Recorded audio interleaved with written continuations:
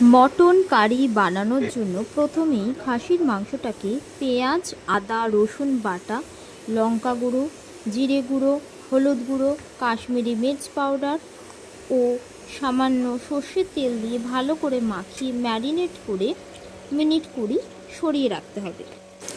এবার কড়া বসিয়ে তেল গরম হলে তাতে কেটে রাখা আলু ভালো করে ধুয়ে ভেজে একটি পাত্রে তুলে রাখতে হবে।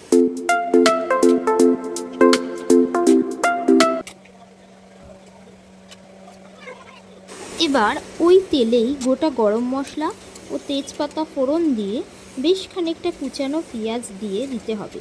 পেঁয়াজটা ভালোভাবে লাল হয়ে ভাজা ভাজা হয়ে এলে তাতে ম্যারিনেট করা মটনগুলো দিয়ে দিতে হবে। বেশ খানিকক্ষণ ধরে ঢাকা দিয়ে দিয়ে মাংসটাকে ভালোভাবে কষিয়ে নিতে হবে যতক্ষণ না পর্যন্ত মটন থেকে তেল ছেড়ে আসছে এবং মটনের রঙটাও চেঞ্জ হয়ে যাচ্ছে।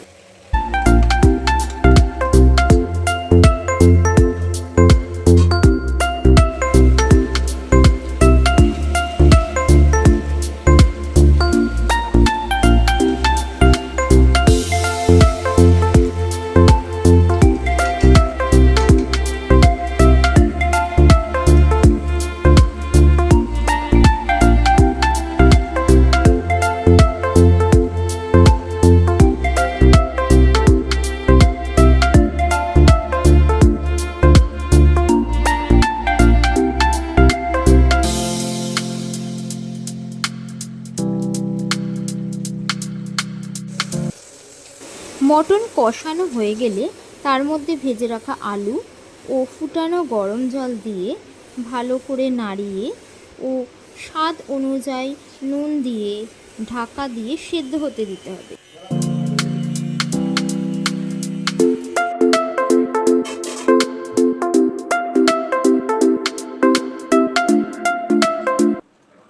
মাংস ও আলু সেদ্ধ হয়ে গেলে গোটা গরম মশলা ছড়িয়ে গরম গরম পরিবেশন করুন গরম ভাতের সাথে মটনের এই কারি।